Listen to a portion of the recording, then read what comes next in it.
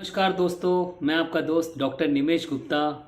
आज 29 अक्टूबर, जिसे world stroke day के नाम से जाना जाता है, आज मैं वर्ल्ड स्ट्रोक डे पर आप सभी को कुछ स्ट्रोक के बारे में एक जागरूकता दूंगा। छोटा सा वीडियो है, इसको ज़रूर देखिए प्लीज़।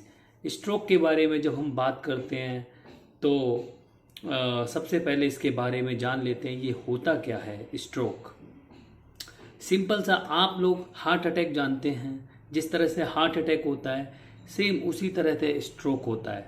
हार्ट अटैक का मतलब होता है कि हमारा जो हार्ट है, हार्ट की जो मसल्स है, वो मसल्स जब तक एक्टिवेट होती है तब तक हार्ट काम करता है।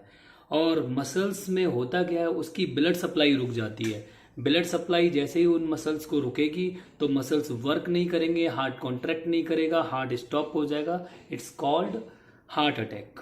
ओके, सेम इसी तरह कुछ हमारी जो ब्लड सप्लाई है वो ब्रेन की तरफ भी जाती है, ब्रेन के न्यूट्रिशन के लिए, जिससे ब्रेन प्रॉपर वर्क करता रहता है। अचानक से होता क्या है, जो खून का बहाव हमारे ब्रेन की तरफ जा रहा था वो सडन स्टॉप हो जाता है, तो हमको वो ब्रेन अटैक होता है, जिसको हम स्ट्रोक बोलते हैं। और मेडिकल साइंटिफिक नेम जो है इसका वो है CVA, सेरिब्रोवैस्कुलर एक्सीडेंट। सेरिब्रो मतलब ब्रेन का वह हिस्सा जिसको हम सेरिब्रो कॉर्टेक्स बोलते हैं, सेरिब्रल कॉर्टेक्स बोलते हैं। और वैस्कुलर मतलब उसकी ब्लड सप्लाई। अगर उसकी सडन ब्लड सप्लाई में कोई अड़चन आ जाए, स्टॉप हो जाए, तो वो एक्सीडेंट कहलाता है। इसलिए उसका नाम रखा है सेरिब्रोवैस्कुलर एक्सीडेंट। तो CVA, तो CVA से क्या होता है, हमारा ब्रेन के दो हिस्से होते हैं, एक राइट साइड, एक लेफ्ट साइड ऑफ ब्रेन। अगर हमारा राइट साइड ऑफ ब्रेन का ब्लड सप्लाई हैम्पर होता है तो हमको हेमीप्लीजिया हो जाता है, मतलब half side of body paralysis हो जाती है। अगर राइट की तरफ का ब्लड सर्कुलेशन कंप्रोमाइज़ किया तो लेफ्ट साइड का हमको पैरालिसिस हो गया, और लेफ्ट ब्रेन का ब्लड सप्लाई कंप्रोमाइज़ किया तो राइट साइड हमको पैरालिसिस हो जाता है। ये होता कैसे है, क्योंकि हम ये सबसे बड़ी बात है, इसका जो मेजर फैक्टर है वो है हमारी बढ़ती हुई एज। आफ्टर 45 के बाद हमारे बॉडी में कुछ इस तरह के चेंजेस आने लगते हैं जो स्ट्रोक और हार्ट अटैक के लिए जिम्मेदार होते हैं।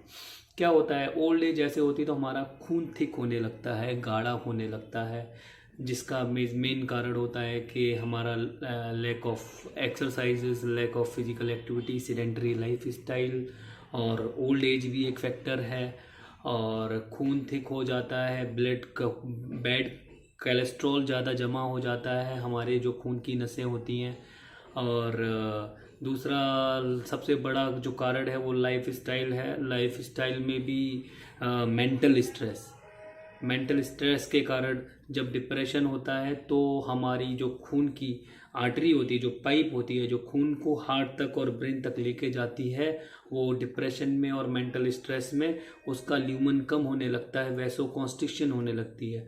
वैसोकॉन्स्ट्रिक्शन होती है जैसे खून की नस कम हुई, जिसका ल्यूमन कम हुआ, तो वहाँ पर ब्लड प्रेशर बढ़ने लगता है।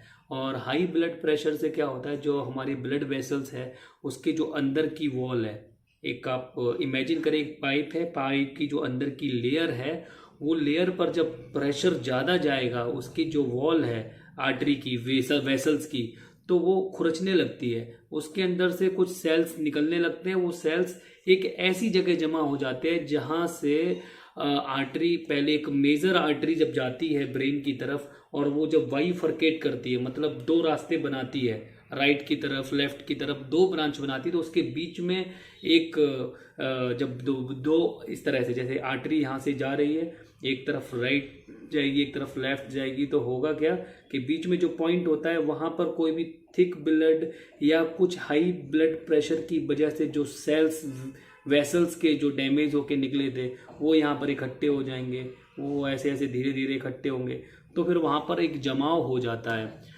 वो जमाव जब हो जाता है तो वहाँ एक ब्लॉकेज पैदा हो जाती है, जिससे ब्लड सर्कुलेशन कंप्रोमाइज़ हो जाता है, ब्लड सप्लाई स्टॉप हो जाती है, और अगर वो हार्ट को सप्लाई करने वाली आर्टरी है तो हार्ट अटैक होता है, ब्रेन को सप्लाई करने वाली आर्टरी है तो वो स्ट्रोक होता है। तो होता क्या है, खून गाढ़ा हो जाता है। कारण क्या है? कारण, सबसे बड़ा कारण यही है कि हम हमेशा खुश रहें। हम खुश नहीं रहते, हम मेंटली स्ट्रेस रहती है, स्ट्रेसफुल लाइफ होती है, लैक ऑफ एक्सरसाइजेज होती हैं, और हमारा खान पान सबसे बड़ा कारण। हम कुछ इस तरह का खाना खाते हैं जिससे हमारा खून गाढ़ा होता रहता है दिन प्रतिदिन, और कुछ इस तरह का खाना खाते हैं हम जिसमें सबसे ज़्यादा कोलेस्ट्रॉल बने, जिससे फैट ज़्यादा नसों में जमा हो, और कुछ इस तरह का खाना खाते हैं जिसमें टॉक्सिन्स ज़्यादा होते हैं।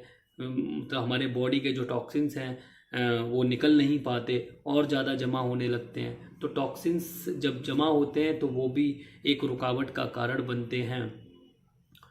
और खून जो थिक हो रहता है हमारी बॉडी में, वो इसलिए रहता है क्योंकि हमारे खान पान भी इसमें एक मेजर रोल है, जिससे खून हमारे शरीर का थिक रहता है।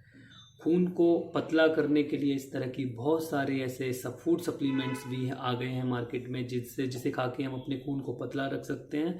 और कुछ इस तरह की होम रेमेडीज़ भी हैं जिनको खाकर हम खून को पतला रख सकते हैं। मैंने इस पर एक वीडियो भी बनाया है कि कैसे हम नेचुरली अपने ब्लड को पतला रखें, जो नस किसी भी तरह की ब्लॉकेज का कारण कभी ना बने, जिससे 50% है ना रिस्क फैक्टर जो ब्लॉकेज का होता है वो कम हो जाता है अगर हम इन सब चीज़ों का, होम रेमेडीज़ का और कुछ सप्लीमेंट्स का अगर हम यूज़ करें। तो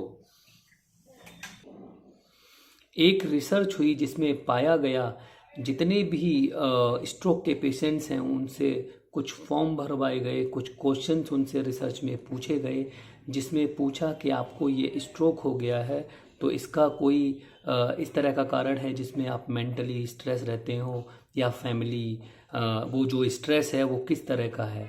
तो 50% से ज़्यादा लोगों ने उस फॉर्म को साइन किया और बोला कि हमको जो स्ट्रेस था वो फैमिली से रिलेटेड प्रॉब्लम्स थी, पर्सनल लाइफ से रिलेटेड जो प्रॉब्लम्स थी उनकी, वो किसी न किसी की लाइफ में कुछ ऐसा पॉइंट आ जाता है, ओल्ड एज में वो ज़्यादा चिंता करने लगते हैं, और कुछ इस तरह का उनकी फैमिली के साथ या उनकी बिजनेस के साथ कुछ ऐसा हो जाता है जिससे वो बहुत ज़्यादा स्ट्रेस में आ जाते हैं।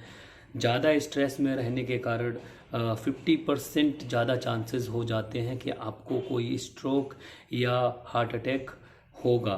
तो इसलिए हम अपने 50% रिस्क को हम केवल खुश रहकर कम कर सकते हैं। हमेशा खुश रहना चाहिए, हर हाल में खुश रहना चाहिए। Be happy without any reason.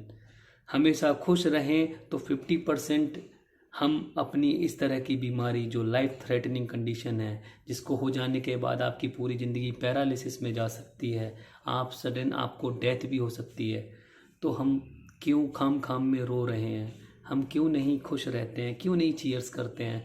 हमें खुश रहने का बहाना ढूंढना चाहिए, हमें रोने पर तो ध्यान देना ही नहीं चाहिए। और बाकी 50% जो रिस्क फैक्टर है स्ट्रोक होने का, उसको हम खान पान और अच्छी एक्सरसाइज और लाइफ स्टाइल को चेंज करने से कर सकते हैं। आई होप ये जानकारी आपको ज़रूर पसंद आई होगी, और आपको मैं बहुत धन्यवाद बोलना चाहता हूँ कि आप अपने हेल्थ के लिए जागरूक हैं और आप इस वीडियो के माध्यम से खुद भी स्वस्थ रहेंगे और इस जानकारी को अपने प्रियजनों में शेयर करेंगे। जी धन्यवाद, नमस्कार।